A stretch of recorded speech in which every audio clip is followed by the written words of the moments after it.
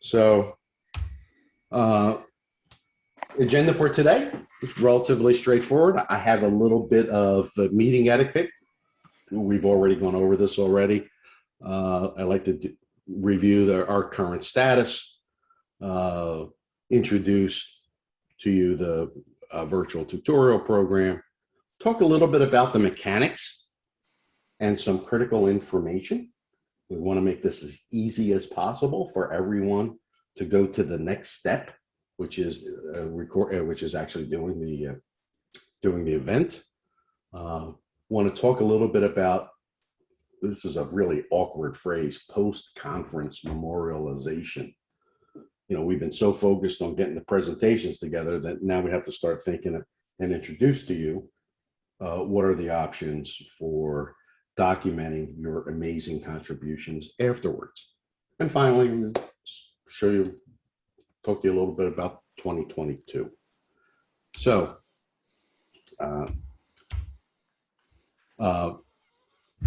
we've all been in enough Zoom that the request to keep everybody muted unless you've been asked to speak just helps cut down on distractions, dogs, cats, children, plumbers, mailmen, etc. And if there is, I didn't know how many folks were going to be attending today. The expectation was that there might have been 30 or 40 folks. And if there were 30 or 40 folks, the best thing to do was to put the questions in the chat box. But with this group here, we'll just open this up for general Q&A when I've completed the presentation. So let's talk a little bit about the current status. We've been very effective at talking to everyone's mother and father and aunts and uncles and family members to prod you into uploading your presentations. And we apologize for being annoyingly persistent, but we've been extremely successful. Currently, 90% of all the committed presentations have been uploaded, and we expect to be at 95% at the end of this week. And because of the requirements for us to kind of finalize the SWGU app and the agendas and the presentations, it's very difficult, if not impossible, for us to deal with anything after the end of this week. So we've been very successful. And as a consequence, there is no need, or we do not intend to repack the schedule.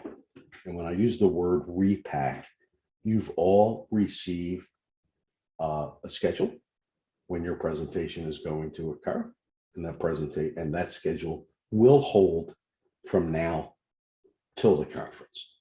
And that's due to the fact that if there's one small hole, that's easy for our attendees to accommodate. The one thing that is absolutely stunning, it should not be surprising in hindsight, but it certainly is stunning, is the quality of the presentations that have been submitted. All I can say is, oh my God, these are the nicest collection of presentations I've ever seen. And I've been participating in the SVC my entire professional career.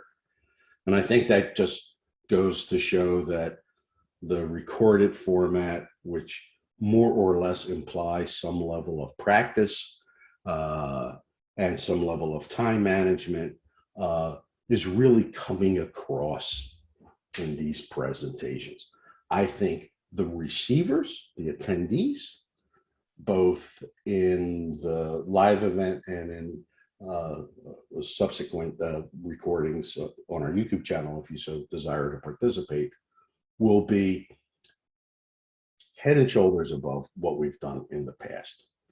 And the challenge here, and that's fabulous. And the challenge is, you know, how do we incorporate lessons learned from this process as we go forward?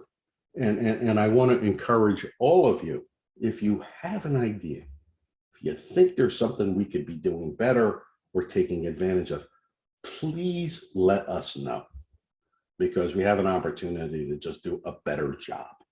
But, for example, maybe when we have an in-person event, you have the ability, or we make the ability, for you to provide a recorded version as well that you can do independently, that we can post up after the event on a YouTube channel, if that's where you would want to go. Because it's difficult to do a recording in a live event. It never comes across well. And when you see the presentations in our virtual TechCon, you'll understand that there's some things in here that maybe we could use going forward. So I'd like you to think a little bit about that. For those of you that don't know, we just published the spring issue of the SVC Bulletin. And everyone here will be getting a copy of this presentation with the active links afterwards.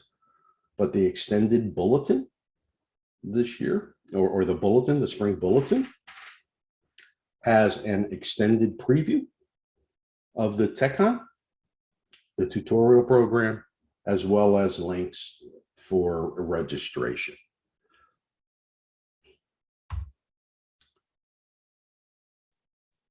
This sausage has a lot of people turning the crank, so to speak, and this is just a slide that just highlights the contribution of our TAC or session chairs for the, oh gosh, we've got so many now, I don't have the number off the top of my head, 13 or 14 areas of subject matter excellence. And again, we have a great program this year, and our program team puts a lot of work into making sure that we have a great program. So a little shout out to them. We have 12 tutorials that will be offered this year virtually. The tutorials will basically be 2 a day, 3 days a week for 2 weeks following the TechCon. We don't want to compete in people's time and attention. And hopefully folks that are participating in the TechCon get so excited by the presentations that they might want to learn something going forward. So let's talk a little bit about the Techcon Mechanics. So you should all by now have registered for the conference using the SWGU application. And this SWGU software program accommodates the registration process, allows us to keep track of you, credential you so that you can participate afterwards in the event. It handles the billing, the reporting, all of those back office activities. And one of the things that we think is unique this year, and I'll go back to the bulletin. The bulletin has a very nice piece on how to use the SWGU app. And in the SWGU app, there's also frequently asked questions. But one of the unique aspects we feel of the virtual program is the ability for the attendees to actually customize an agenda of the talks that they want to sit in on. You have the ability to channel surf as if you were watching television, switching between channels. And we've lined up the channels to eliminate the likely subject matter competition between slightly adjacent areas in the SVC. So you can channel surf, you can watch blocks of time, You can say, I'm going to park myself in this subject matter for a few hours. Or you can say, here's the 30, 20, 50 presentations I'd like to sit in on. Let me store them as a personal agenda, and the application takes you through the viewing of those specific presentations. It's also the vehicle, and this becomes a little bit significant, where the attendees can ask questions during the course of the presentation. One little detail here, it's important to know. Anytime you see a time, it's always Eastern Daylight Time, UTC minus 4 hours. So what we've done when we've put together the presentation is we've tried to structure all the presentations by our European colleagues predominantly at the front end of the blocks of time, so that it's not too late in your afternoon or early evening, and that is so that it's not too early in the morning for our West Coast folks, and in our Asian colleagues, we're doing their presentations at the end of the day, which is a little bit early on their end, but we're trying to eliminate people having to participate at 2 a.m. their particular time. So SWOGU is where you've registered. SWOGU is where our attendees will participate through not only registration, but actually viewing the program and your presentation. However, there is a back office. And the back office in our conference is run by Zoom. And what's going to happen in the back office? We have 2 channels. Each channel has an admin. One of the admins in one of the channels is Mary Ellen Quinn. Judy Johnson is our other admin. And their job is to launch the presentations exactly on schedule. The entire team, myself included, we've got digital atomic clocks. We're synchronized to the second. And basically, we're going to be running the presentations like we're running a train system.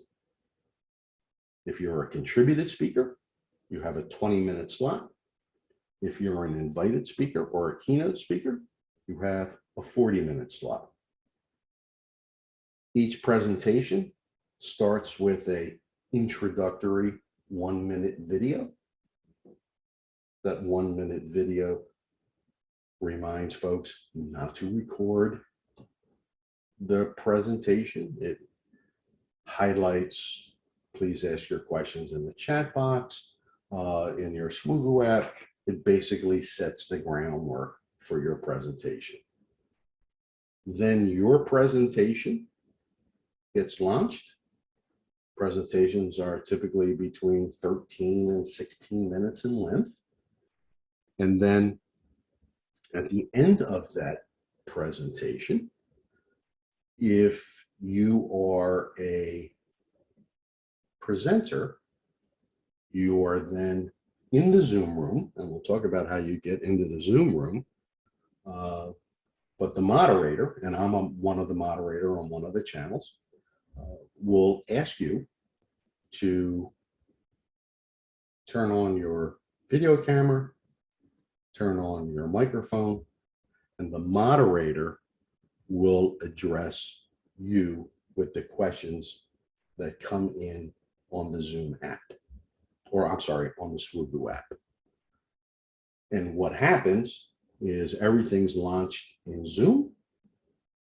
It gets streamed into SWOGU, and there's about an 8-second time differential which says that everything we do, if you're participating in live Q&A, has to be done on the Zoom side, and it's not done on the SWOOG side.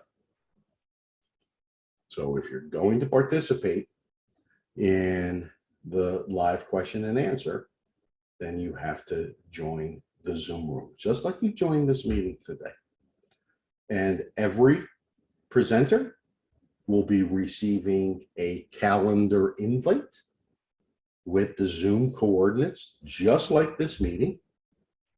And this is how we're going to handle live Q&A. So what do we need you to do? It's obviously essential that you download the Zoom client. Zoom calendar plugin is recommended. It just populates whatever calendar you're using with the invitation. We're going to ask you to join the Zoom meeting plus or minus 1 to 2 minutes after your designated start time. We'd like you to be there, but it's a recorded presentation. We want to know that you're there, but it's not essential that you participate in any of the launching, the timing, etc. This is the beauty of the recorded presentations. We want to make sure that you exit the SWOOG. If you're watching the event, please exit the SWOOG app before you join Zoom, because it can be a bit disorienting if you've got your face on 2 screens, 7 to 10 seconds out of sync. So you exit the SWOOG app, you come in on Zoom, and the Zoom invite is set up so that you come into the meeting with your camera off and your microphone muted. And what you need to do, very simple. When you come into the meeting, you open up the chat box, at which point the moderator will welcome you, and then just wait for the instructions from the moderator for you to turn on your camera and for your microphone. The moderator will then relay to you questions. The question period will go up as close as we can to the end of your session time before that next train leaves, because the Zoom admin people have to maintain their schedule. And then when we're finished, the moderator will ask you to turn off your camera and microphone. The moderator will turn off his camera and microphone, and we will then progress to the next presentation. So your job, I'll say job, but for live question and answer, you exit SWOOG, you join the Zoom meeting, the moderator will let you in to the Zoom meeting. You'll communicate, hey, I'm here, welcome to chat moderator session. Then you'll just wait for your cue, which will be at the end of your presentation. So since you made the presentation, you should know, I'm sure you'll have a pretty good idea when it's going to be over. Get ready to come in and take some questions. If you can't participate in Q&A, that's okay. That's okay. We have established a special email box address, which is will be presented to our attendees. They'll send us the questions for your session, and we will forward those questions to you with their contact details, and you may or may not decide to answer those questions.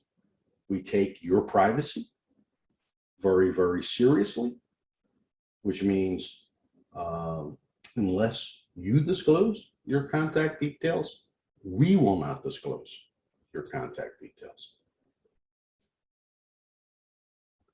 So our assumption, we're managing by the rule rather than the exception. The assumption is that every presenter will participate in live Q&A. If you don't, all we ask, or you can't, or a problem comes up, all we ask is that you let us know that you can't participate. And we have another little path that the time block takes in the event that you're not there. And if we know ahead of time, it just makes it a little bit easier on our end.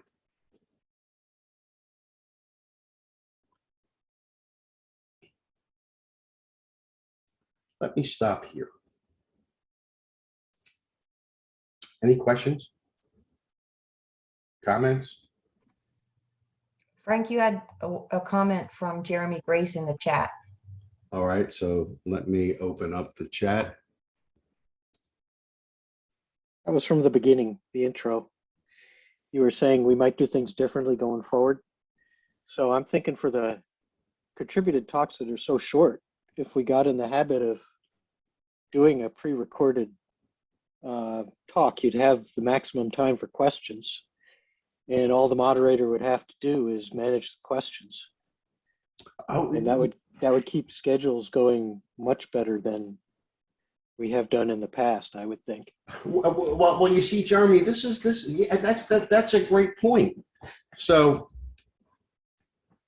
you know, and again, when we're all done with this, you know, remember this, gentlemen, this is your professional society. My job is just to kind of connect a couple, like the telephone operator in those old days with the big wires and plug them into the holes. But this is your content. This is your society. How can we make things better?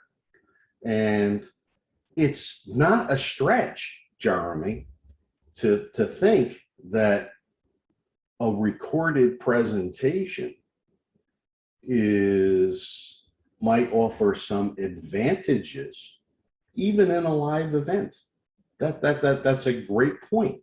Yeah, for the invited, you have time, but for these, they're short and packed. And that's when we lose schedule on all of these things. Oh, absolutely. Because, you know, personally, I mean, you know, I've given countless presentations at the SVC, and I see, you know, a large number of our presentations. You know, the reality is time management is can be something that can be improved. And you wind up with a lot of presentations where, you know, 3 minutes left in the time, and the moderator that's up on stage is trying to get their attention, trying to point to the watch, and then all of a sudden it's warp drive through probably the most critical slides of a presentation, and there's little time left for some conversation, and maybe that's not the best way to present that information. So yes, maybe that's a possibility. And it's something that the program team is already considering. And more importantly, if you are so inclined, that, you know, how do we leverage your contribution at the SVC so that more people can see it that aren't necessarily able to join us for the live event? So yes, that's a great question, and something that will warrant some further investigation. So, but I see, Ralph, you're raising your hand. Just unmute your mic and come on in. Yeah, I just wanted to follow up on that. I think it's a great opportunity if you have a web link you can refer to, either to follow up with the discussions or later on to take it for your own marketing and your contacts you have. And I think it's situation we just run into by the pandemic, but we should take the benefit. And so I just would underline and say it's a great point, especially from the perspective of a research institute like Fraunhofer, where I am. Most of the companies don't look up the scientific papers or buy scientific papers, but if you have access by YouTube or by some open access or whatever, that increases your range enormous. So it's a great point, and I would completely support this. But before we get into that, I just want to make sure, real quick, for everyone here, and you'll all get a calendar invitation for your talk that will have your Zoom link built into the calendar invitation. Around the time that your presentation is scheduled to start, we ask that you leave SWOGU, park it, join the Zoom meeting. You'll be joining with your camera off and your video off. You want to make sure you open the chat box, because your communication and coordination with the moderator will be through the chat box. You'll hang out. You'll see your presentation that's going in the background. And when your presentation is over, turn on your camera or microphone. And if you forget, the moderator will remind you, turn on your camera or microphone. The moderator will relay questions that are put into the SWOGU app to you. There likely will not be time to answer all of the questions. We will be collecting all of the questions, and we'll make sure that we get them to you after the event so that you have a chance to establish some level of connection with the person that's asking the question. In theory, that sounds great. We've done about a dozen practices so far, and that looks great. Something's going to happen. Come on. We're trying to plan for every possible contingency, but what we learned early on is that the virtual conferences that went off the rails were virtual conferences where there were live presentations and there was not the ability to enforce literally draconian time management, because you don't have the opportunity to go wait out in the hallway till the presentation comes in or sneak in the back door. There's going to be people coming in from all over.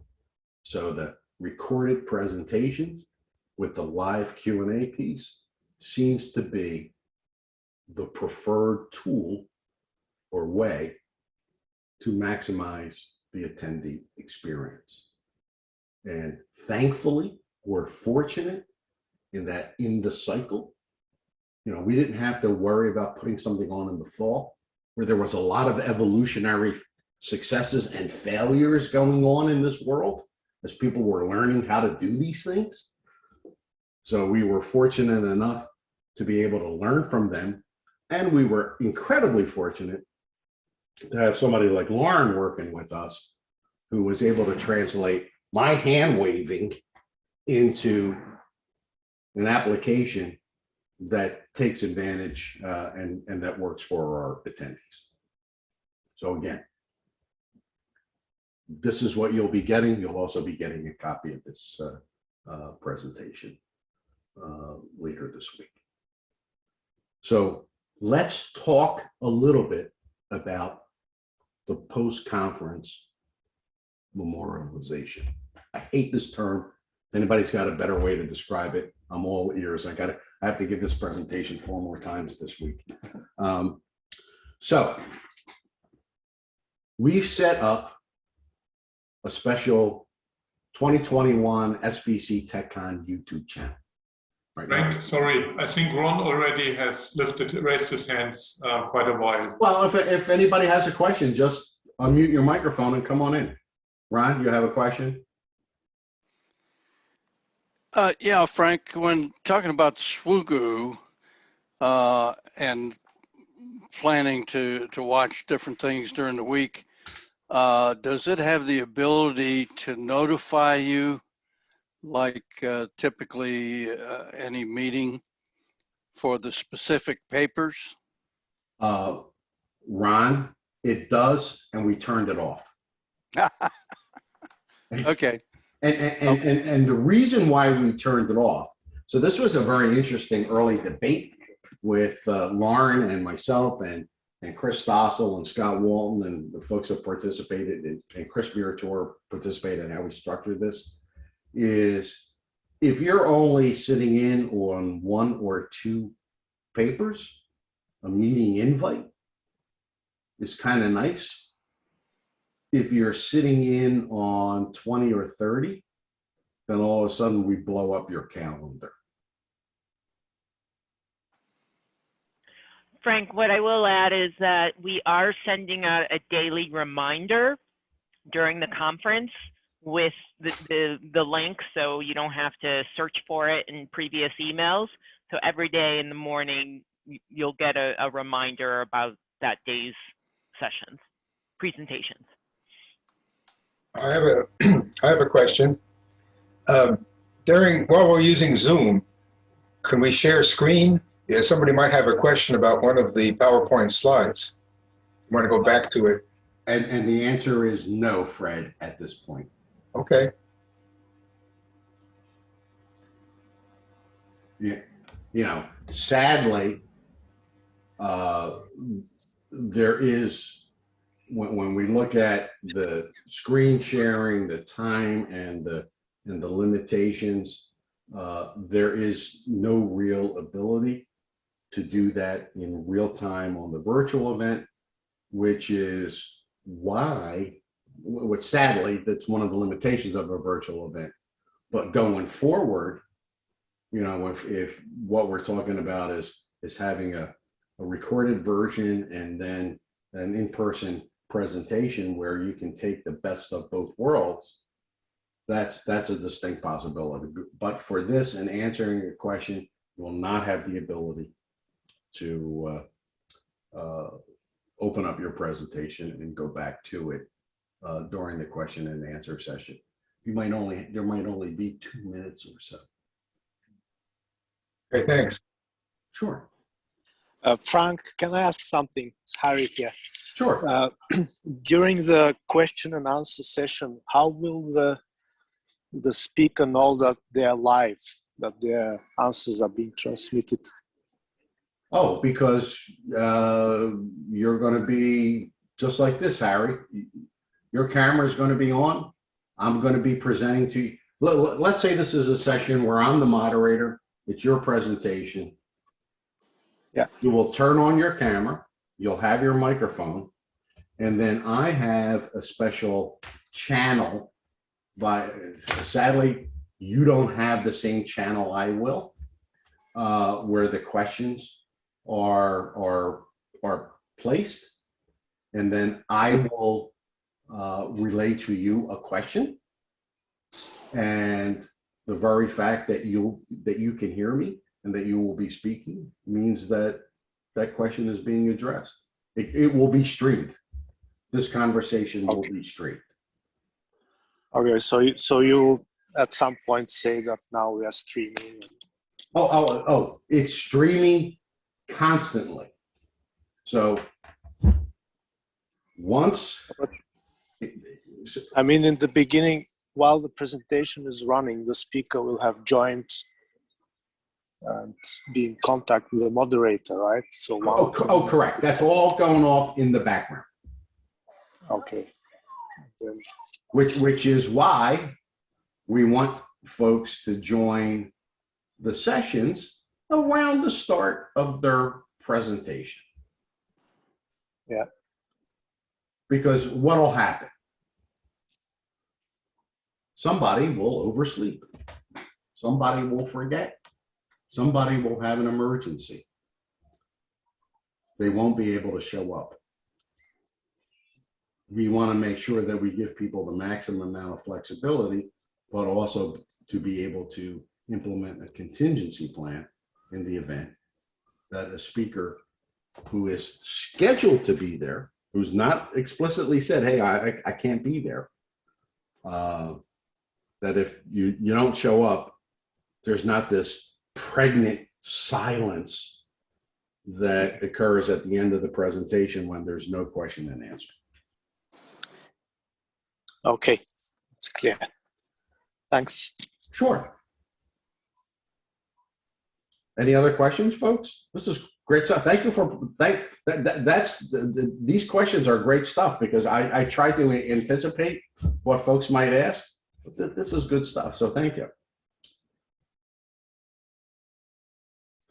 So let's talk about post-conference memorialization.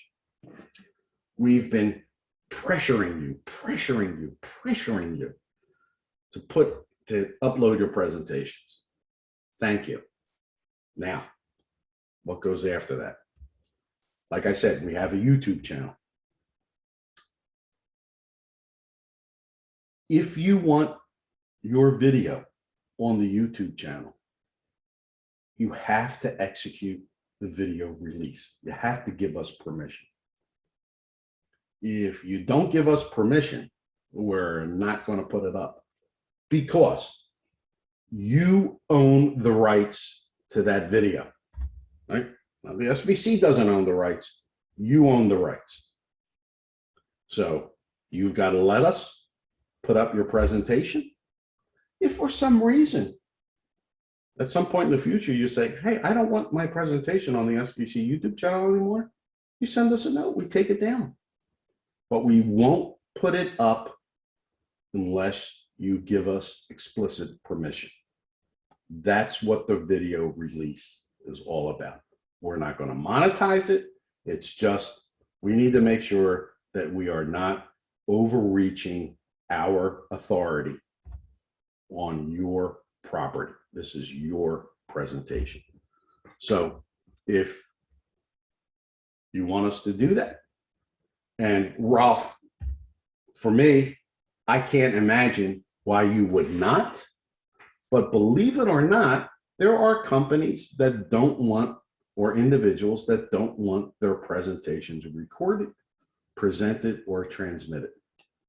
So it's not our job to decide your intentions. It's just our job to present to you an opportunity and to act on that. The presentations will be uploaded to the YouTube channel immediately after the conference. And over the course of the year, we will be highlighting that YouTube channel in all of our corporate marketing communications. I think it's a great opportunity.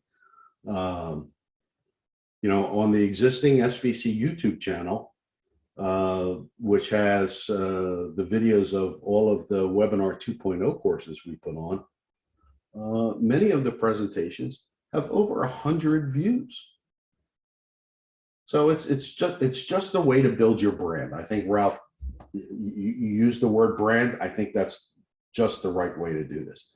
And you'll have a link that you can use because we're going to be hosting it on the web for you in whatever marketing communications you or your organization is going to want to accomplish.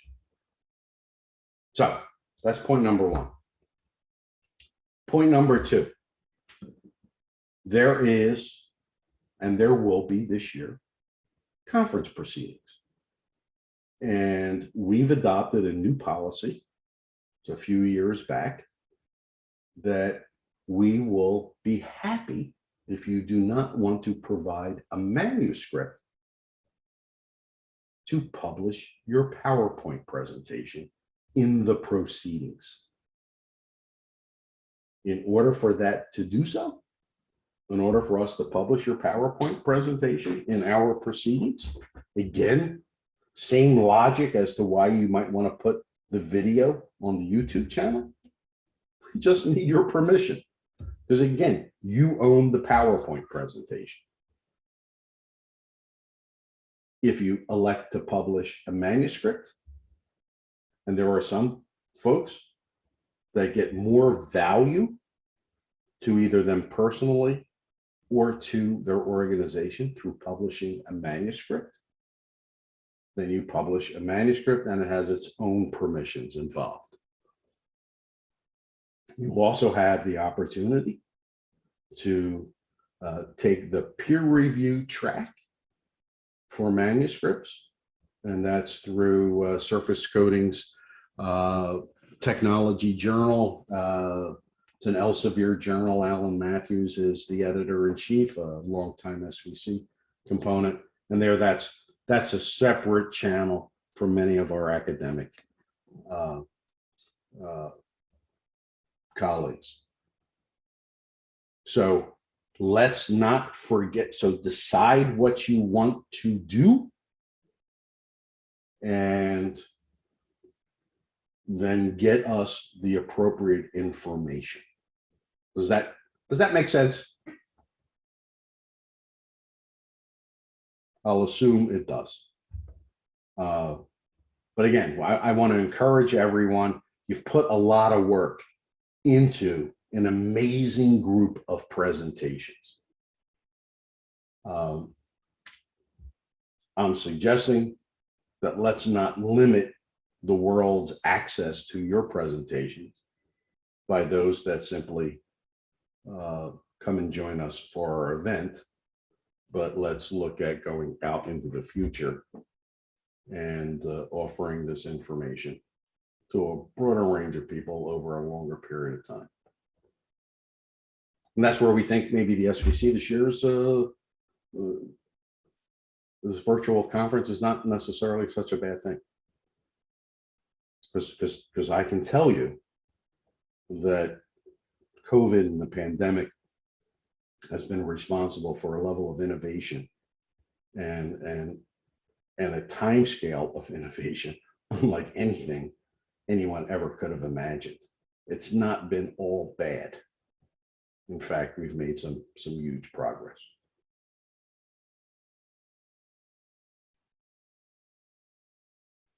Any final questions? Everybody okay? I just noticed the deadline for the window for submission for Surface Coatings and Technologies looks like it's been pushed 2 weeks late compared to the original information of April 15th. Is that current? So May 1st we can. Yeah, May 1st you can. Okay, because I noticed they have a drop down for last year's, so they're not ready to take this year's. They actually dropped down for 2019, not 2020. Okay. Well, so what's interesting, Jeremy, with the state of affairs with SC&T and most peer-reviewed journals is there's not a physical tangible document anymore. It's it's sort of like it's an online magazine that just gets amended and appended as the various articles come in. So if you have a copy of your peer-reviewed paper that you want to submit, I'll personally wake Alan Matthews up in the middle of the night and make sure that he takes care of it.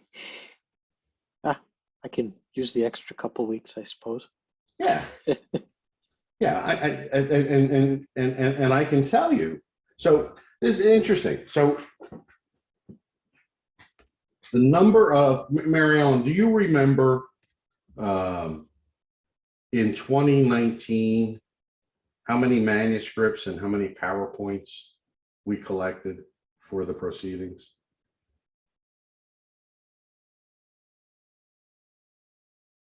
Not off the top of my head, but give me 30 seconds and I'll look it up. Oh, well, okay. Well, you don't need to look it up. What happened was the first year we offered people the ability to introduce, present their PowerPoints, there was maybe 10% of the total number of papers were PowerPoints. 2 years later, maybe it was 65% PowerPoints versus 35% manuscripts. The world, the business world, it communicates by PowerPoint. My last position, I got my annual performance appraisal by PowerPoint. We're just trying to make, and when you look, if you look in this month's bulletin or the last 3 bulletins, we've actually published in the bulletin select PowerPoint presentations that were submitted for the proceedings. Holy cow, guys. It's terrific stuff. Terrific stuff. So we have to innovate. We have to do things that are in your advantage as opposed to ours. Mr. Scipione, I see your hand raised. Yes, it is. Hi, Frank. Good morning. About PowerPoint and video releases. You know, when I have information that comes from a journal article, a plot, for example, or a photo, I always put a reference underneath to say where it came from, the author and the year, and if it's a published journal. But I don't have a copyright release to use that. I'm just referencing it. So if it ends up in a PowerPoint that's posted somewhere and a video that's posted somewhere, is that a copyright issue? The answer is, are you an attorney or are you? I just don't want to cause any issues for the SVC. There's no expectation Okay. that these will be any issues. If again, the SVC, let's take the peer review track out. We are not a scholarly society. We are an organization that's focused on the industrial and commercial implementation of technologies and the development of these technologies. Mm-hmm. The assumption is, and we're not monetizing our papers and our intellectual. So it's, I think it's a little bit different situation, Larry. If we were trying to sell access to our materials, we're completely transparent. Okay. Okay. I was just curious. I didn't know how that worked. So. Ron, Mr. Willie? Yeah, I find that a very interesting question that I've been confronted with, and I don't know the answer, but the word that seems to come into play is fair usage. And it might be, well, I assume SVC has some lawyers to get them to kind of answer the question, what constitutes fair usage so that we can all be safe. That's a good, I thought about fair use because I know if it's used for educational purposes, that certainly can apply. So yeah, sometimes, well, often the journals have the copyrights, not the authors. yes. And if you write the journal, they ask you what you're using it for, and they can send you a letter of permission. And if you have that in hand, there's no worry. Yes, but the problem there is that in most cases you can go by each journal for the reprint permission, and depending on the purpose you're using they will raise a fee, especially if you're citing a work that's not originally from yourself or you are not involved as a co-author. But I believe, and we had the discussion, if it's a non-commercial event or if it's a scientific event, you can bypass this. But if you would go, for example, for Elsevier and you say you need it as a course material, even if it would be for students, they would come up with a fee. But like Frank pointed out, I think the question is the legal situation. For this presentation, I try not to refer directly to any of the papers, but just cite it or redraw any picture, then it's okay. And if I have any courses, I only use material that I completely redraw. There might be some issues I would see a minor risk, but if you want to be completely on the safe side, like you said, you would need for each one official reprint permission because the copyright, as you said, is no longer belonging to the author, but to the journals in that case. I have a question here. We submitted the video and submitted the PowerPoint. It was PPTX. Now, is that PPTX going to be published? No, sir. Oh, good. Because what I uploaded on my website was PPSX, which is just the show which cannot be altered. You can save a PowerPoint in the PPSX. No, we want the PPT, we want the PowerPoint. The reason we need the original PowerPoint is so that we may adjust the format when we publish it. And in many cases, Fred, when you convert it to a PDF, the resolution suffers. And we want to make sure that when we're putting together the proceedings, that we're always dealing with the highest resolution version. It is absolutely verboten for anyone in the SVC to forward for the invariable requests that come in, could I get a copy of that PowerPoint presentation? And the answer is no. Oh, good.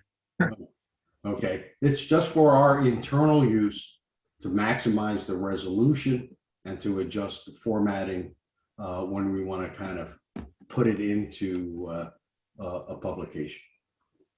Okay, well, that's reassuring. Thank you. Oh, no, well, I mean, you know, think about it. Many people's corporate logos are in PowerPoint presentations. There may be some copyrighted material. No, we just don't do that. And the easiest way is just to say no. Thanks. I wanted to make a comment about this copyright issue, but with a reverse flow. So when you send a paper for publication to Elsevier, they require you that you use figures that have not been published anywhere else. Now, if we post the presentation on YouTube containing figures, does that count as a publication? And can we use these figures later on to publish in Elsevier? This is. I wish I had the answer to that question, Harold. I think it's worth the society checking, maybe all of us together to think about this point.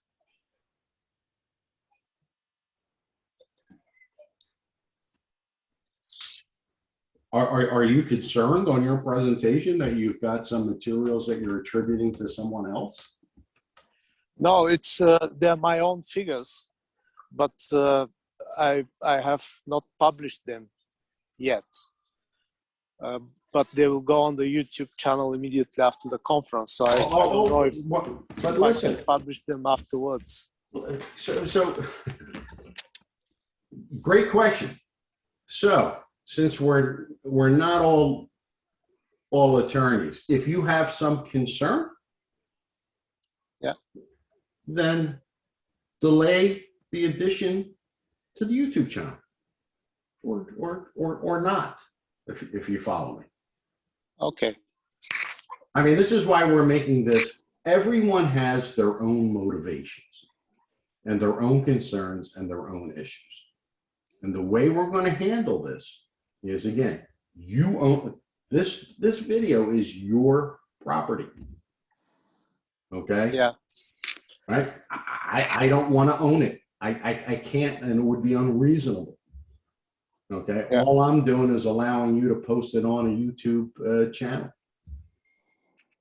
that the SVC Yeah. maintains. I would think It's so. probably, sorry, go ahead. I was just going to say, if the SVC is using surf coat technology for a special edition with conference proceedings, it would seem to be odd that Elsevier would object to the conference proceeding dissemination of the PowerPoints, even if graphs were used in both the publication and the PowerPoint. That would be kind of a trap. Maybe Alan Matthews can look into that. But Jeremy, last year we had eight submissions to the Elsevier Journal. It's a real very small fraction of what we do. Yeah. And I'm going to argue, if any particular author has any particular concern, then just don't do it. I think it's probably not a big issue because Elsevier is a PDF publication and the YouTube channel is a video, so maybe it's not the same format.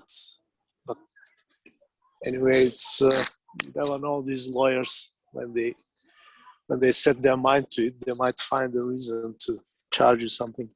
Yeah, but when you talk about Elsevier needs us, or they need you, because when you submit your article to Elsevier, you're assigning them the copyright privileges. They're monetizing that.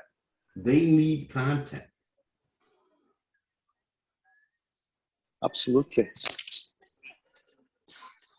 Maybe I can make a comment on this. I think this issue is really only a problem. It can be a problem if you publish in the proceedings a figure you want to use later on in an archival journal publication. Then they may have some issues. And then SVC has to issue a permit to do this. So this is the only problem I see in this. And some journals are difficult with this. So just be aware of this. Sure, John. And for the PowerPoint presentations, again, we don't own I don't copyright. think that is a problem. Yeah.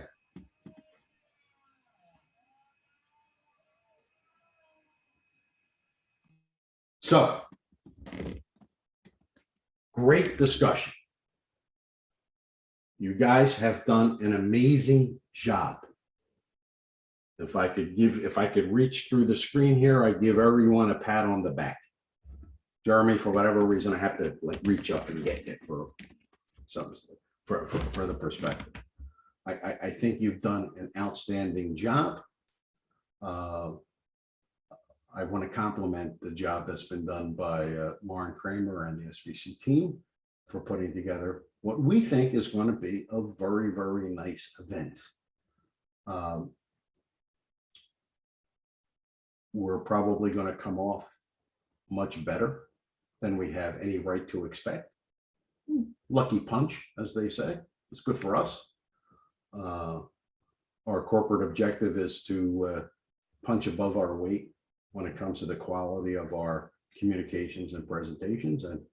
And with your help and your contributions, this event is going to just be spectacular.